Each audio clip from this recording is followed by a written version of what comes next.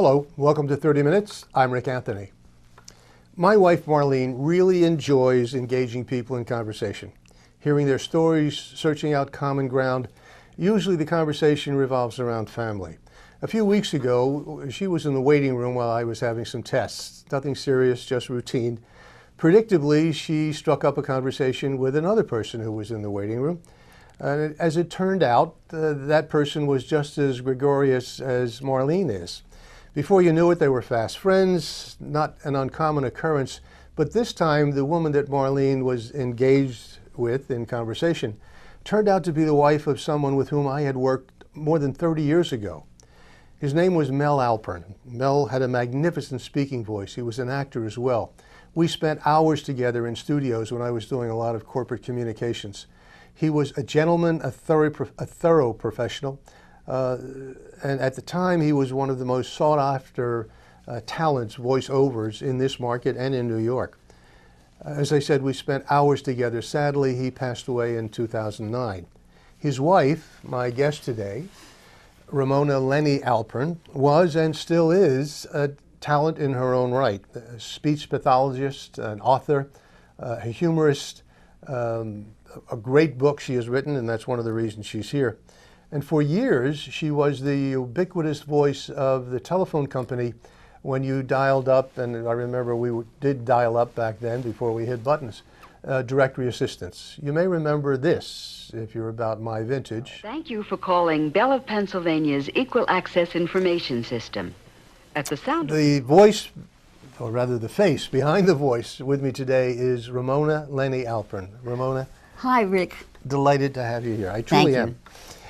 We met briefly while you were in the waiting room, and I barely remember that encounter, but we've had some conversation since. As I said, you and Marlene became close friends. We're going to be having lunch after this visit. And she's Looking wonderful. forward to that. She is wonderful, and she is, just as I said, as gregarious as she can talk to inanimate things. Not that you are, but she can talk to and have a conversation with inanimate things. Anyway. I probably shouldn't be doing this interview. Marlene probably should be doing this interview. Invite her in. Well, it's too late for that. You have to wait for lunch, and then she will probably just pick up where you guys left off. Okay. I don't know where to begin with you because, as I said, until I started doing some research and talking with you, I had no idea that your career has been, you've been just as much of a luminary as your late husband, Mel. I'm delighted to meet you and to tell your story. But the story, for today at least, revolves around this, Life in the Slow Lane, a book authored by Romona Lenny Alpern, which is really just a collection of essays. Yes. Some of them satirical, all based on real-life situations, yours and your friends. Absolutely. Tell me about the book, why you wrote it, where the idea came from. Well, I decided that life can be really, really funny. Things that other people have found very serious, I find funny. And I've always found that when I'm with a group of people, they're happy, they laugh. And I decided to put some of these things down. Now, this book is a little different than most books because you don't learn anything from this book. This, to me, is the Seinfeld for the geriatric set. It's about absolutely nothing, and yet it's about all of our lives, everything that's around us. It's about what happens to people when they reach my age, a little bit younger, and the silly, ridiculous things that we do. It's very everyday. It's based on the lives of all my friends and of me. But the genesis of it, as I recall, you're telling me, was a series of letters you wrote to your granddaughter? No, my first grandson was born in Chicago, and I thought, this kid is not going to know anything about his family. So I just sat down and started to write everything about the family. I pulled no punches. I mean, there was an alcoholic in the family, I wrote about it. There was a bum in the family, I wrote about it.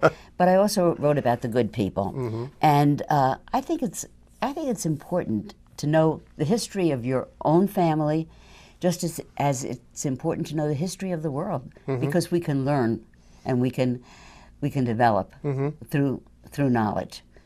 Well, anyway, I wrote this strictly for the family, and my daughter, who's a very severe critic of mine, said, hey, this We book all is... have at least one. She said, this book is really funny. Well, this was a serious book. And I thought, if she thinks this is funny, I think I'm going to write a funny book. Well, strangely enough, when this book was finished, she said, you know, the first book was funnier, the serious book was funnier than your funny book. Anyway, I have offended everybody in this book because my friends who are in this book said, how could you write that about me, even if it wasn't really about them? And my friends who were not in the book said, how come you never wrote anything about me? At any rate, it was just kind of a journey, and it was fun doing it. And it was the fun things that I saw around me. That was it. It's a quick read. Each chapter is really just a short essay. Yes. But is there a lesson in each of your short essays? May Well, not be apparent to everybody, but I got to believe there was a lesson. Well, if you can learn by laughing, Yes. then there is a lesson. I think it's a great thing for people who don't want to read too much, who just want to relax and enjoy. You want to hear one of the chapters? Please, yes. Okay, I'll do a short one. Nothing about me or anyone like me. Unfortunately, I didn't know you at that time, but I would have written about you. Okay. This one is called Architecture, Art or Investment. Now, don't get nervous. It's not too technical. Okay? Ever since I read The Fountainhead, I've been intrigued with and awed by the beauty of some buildings. Now, it doesn't matter if these creations are commercial or residential. The grace, utilization of materials, overall concepts are absolutely intriguing to me. When I drive through certain neighborhoods, I feel proud to be a contributing part of these buildings. Get a little closer, let me explain. It all started a long time ago when I first discovered that my visits to the obstetrician, pediatrician, allergist, dermatologist, dentist, orthodontist, periodontist, ophthalmologist, cardiologist, gastroenterologist, and of course, surgeon, were all contributing to the beauty of the landscape.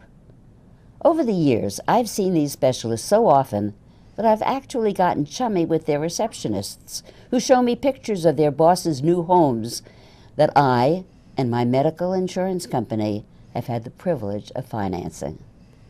I've discovered the true meaning of the phrase silent partner.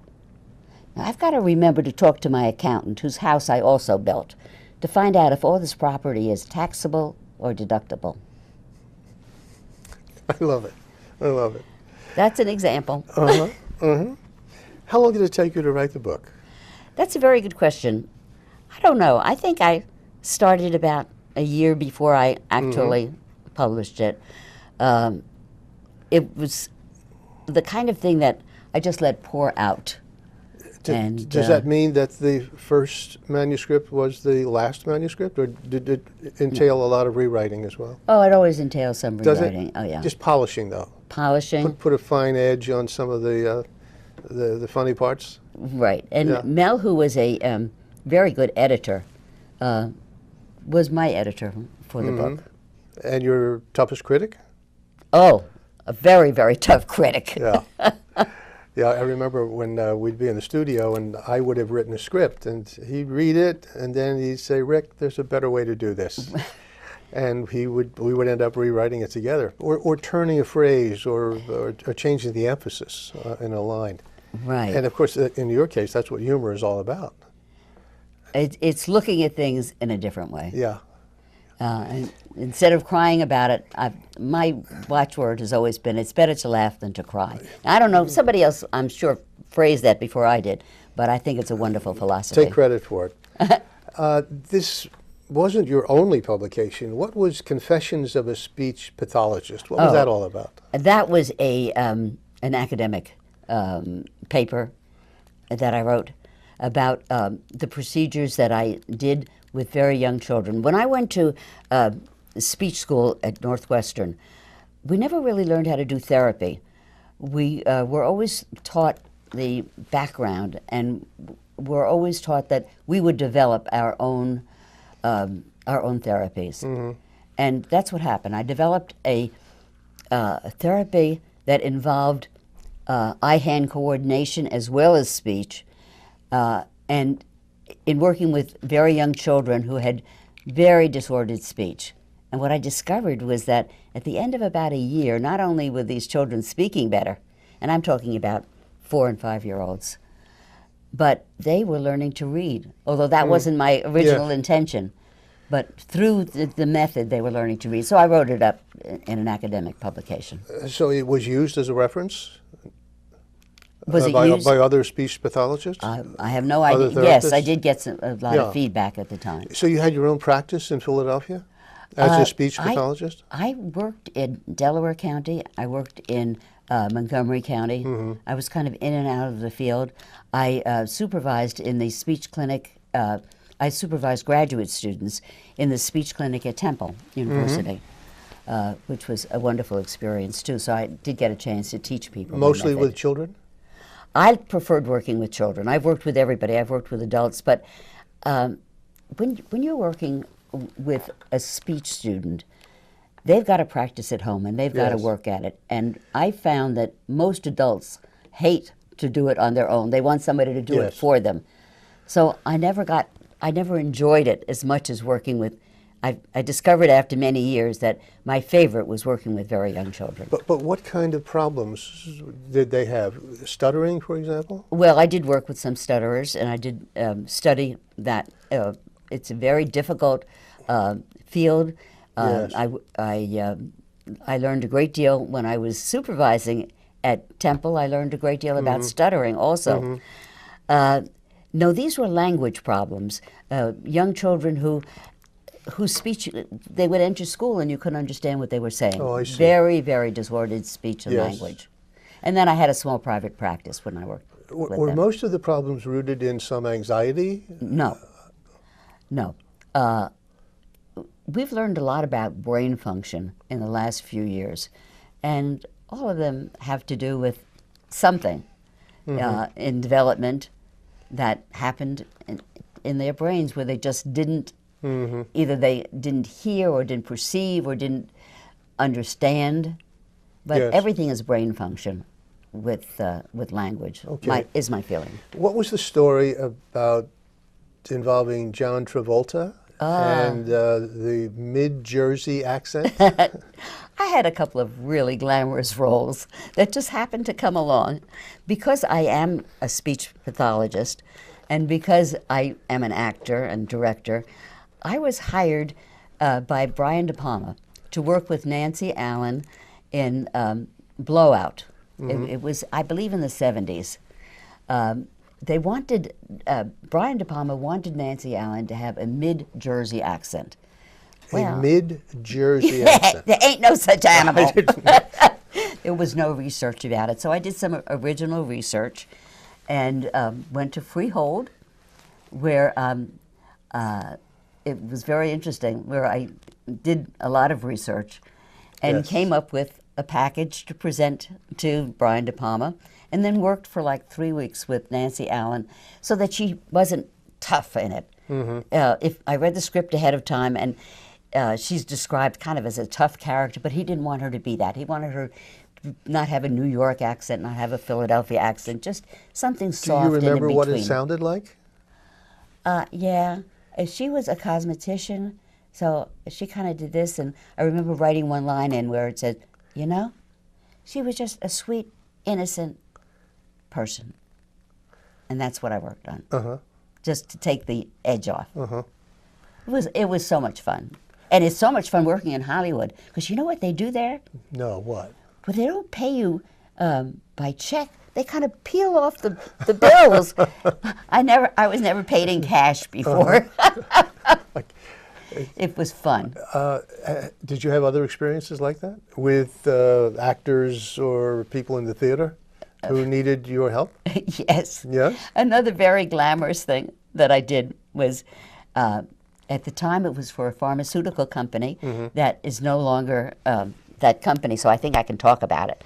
We were, actors were hired, and these were all professional actors, all equity actors, to play the parts of doctors, to train drug salespeople. Rather than sending the drug salespeople out in the field right Yes. away, this company set up offices And we walked around with white coats. We actors walked around with white coats and my name on it. I was Dr. Rosen.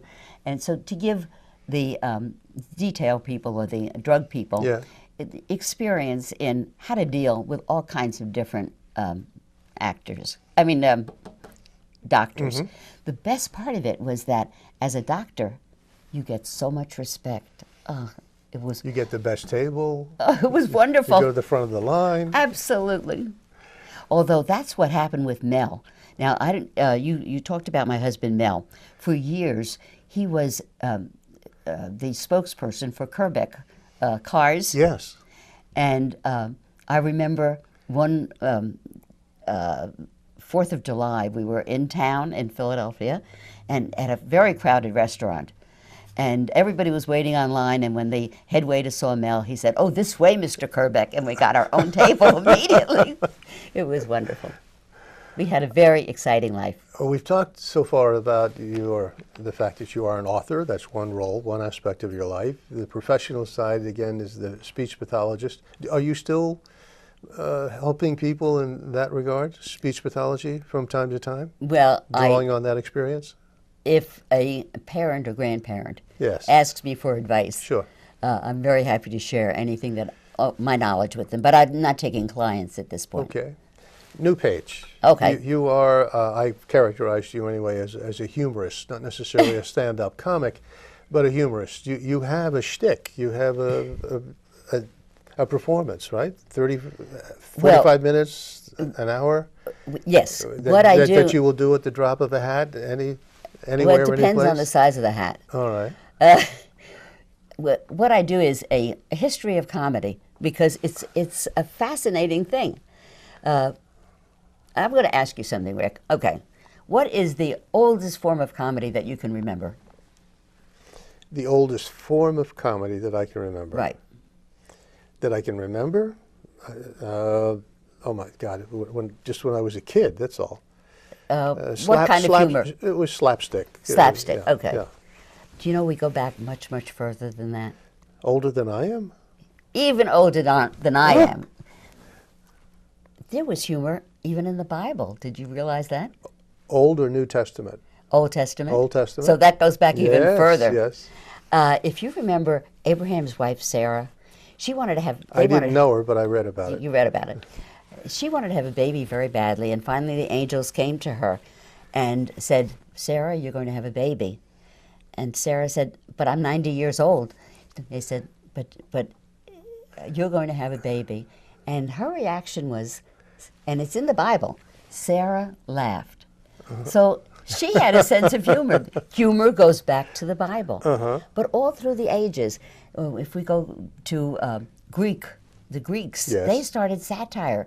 You know, they weren't going to talk about the leaders and condemn them in any way, but the humorists could write about it in a satirical way, and it was accepted.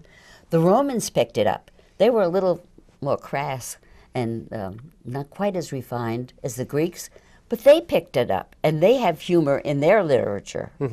All through Europe, there's humor. Shakespeare, you know, how many of you, I wonder, really like Shakespeare?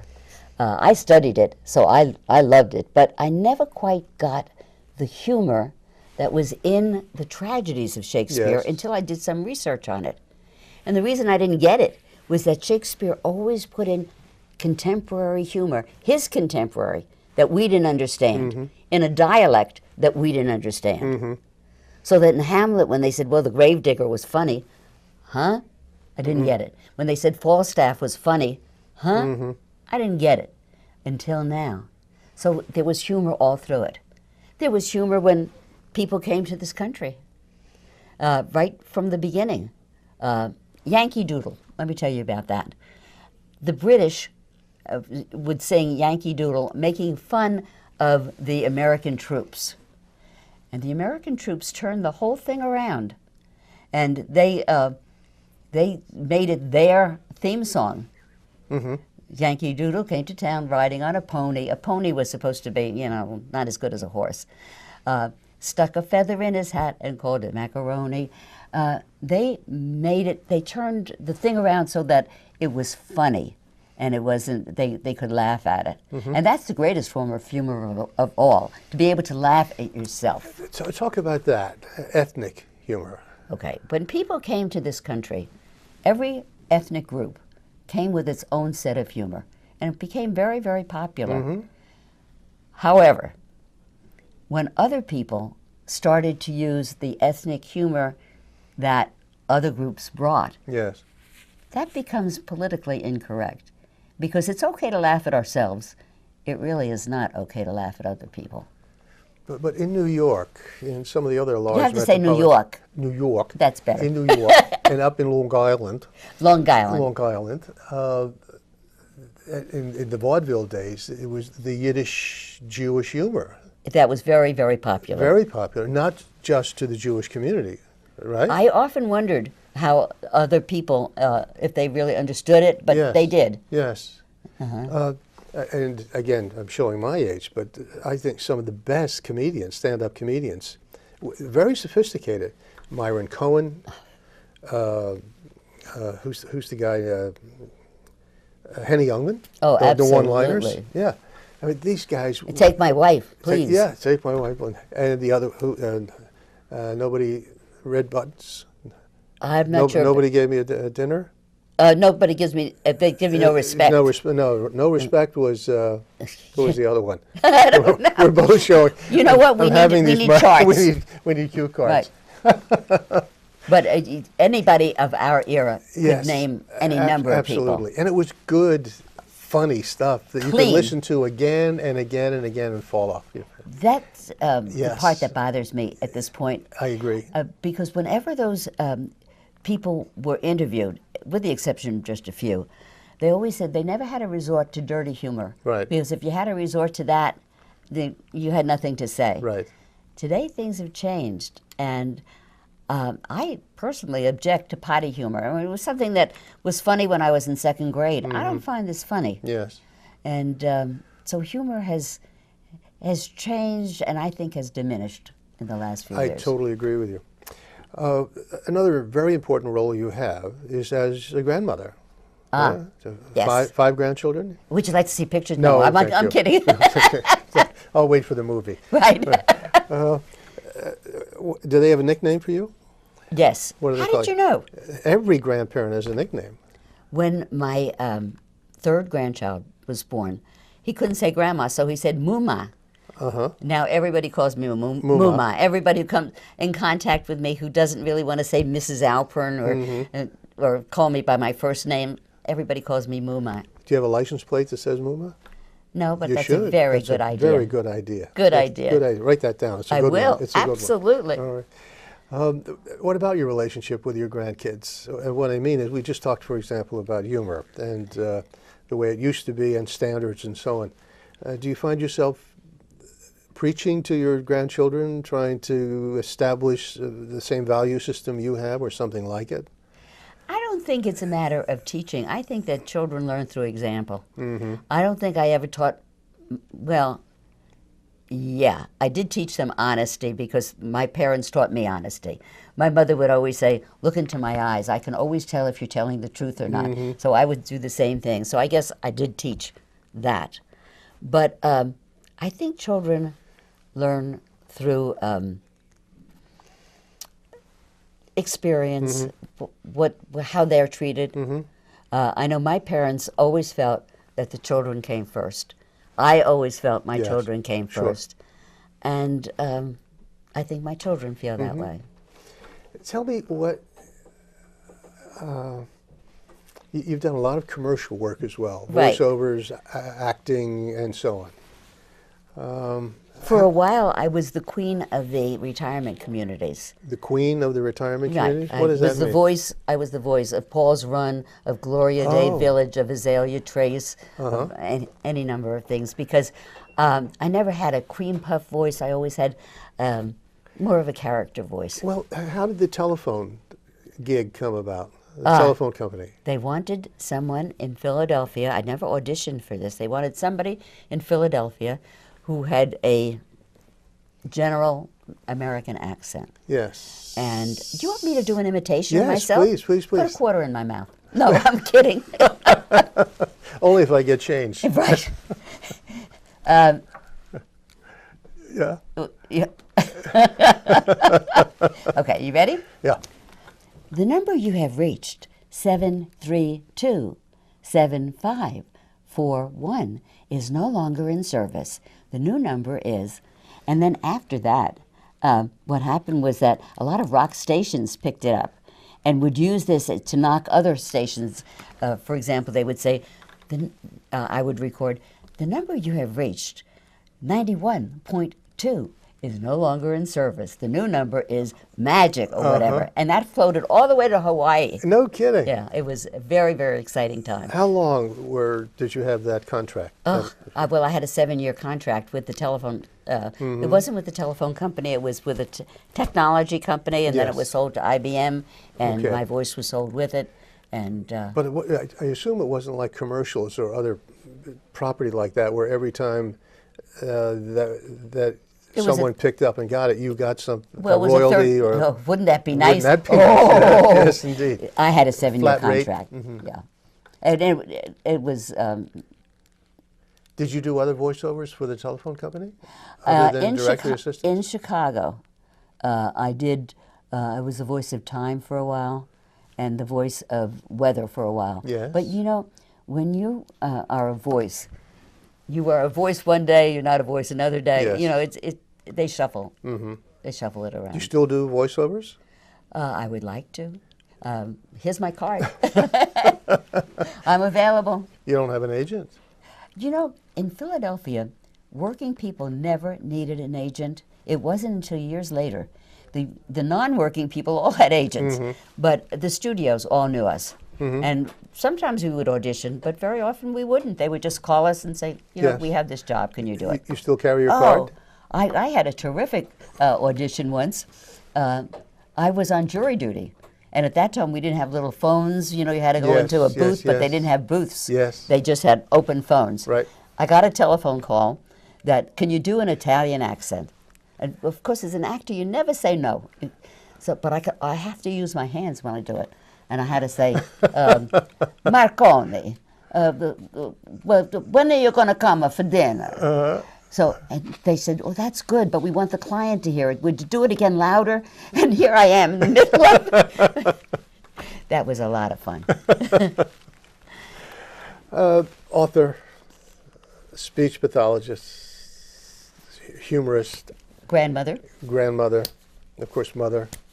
And out of all of that, and the pathos of all of us, of a life, what do you say to young people who are struggling, who are trying to find the happy side, the funny side of life, but because of the economy, because of problems in the family, because of addiction, because all the stuff that we know about and hear about now.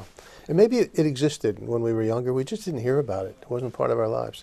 What do you say to those people? How do you impart your philosophy? I think you have to follow your dreams if they're realistic. I think you have to go after a field within your interest field that is realistic. I don't think that math people should suddenly become English people. Not that. But if you are a math person, go after a career in math where there's an end, a future, and then just work as hard as you can to do it. And I want to end on this. Mel didn't settle. He always set very high standards. absolutely. You haven't settled. My concern for the next generation is that they will settle for something less than their dreams, than their aspirations. And if that's true, we're all in big, big trouble. Well, I was a very good wife for Mel, actually, because That's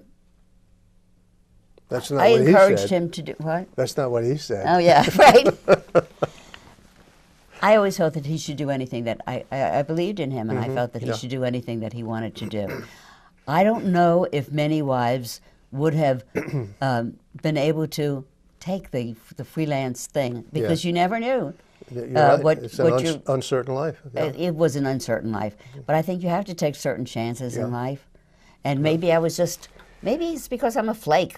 I'm not. I'm not a No, deliberate, you're not rigid person. You are a flake. I'll grant you that. But you're also. How do you know, Rick? You're a delight, Thank you. and you're a gift. You truly are a gift. Thank you. The book is Life in the Slow Lane. I assume it's available on Amazon and some other places, or give you a call. Absolutely. You have some can in the find garage. Me in the face. Oh, yeah, I have a few thousand in the garage. I'm on Facebook, All right. so you can kind of Okay. get it from And- that. But one day I'm going to have my own. And What do you call it? You're going to have a website. A website. Okay. All right. Thank you for being here. It's Rick, been, it it's been was a pleasure. just a joy. Thank you. So all the way up the arm, please. No, I'm kidding.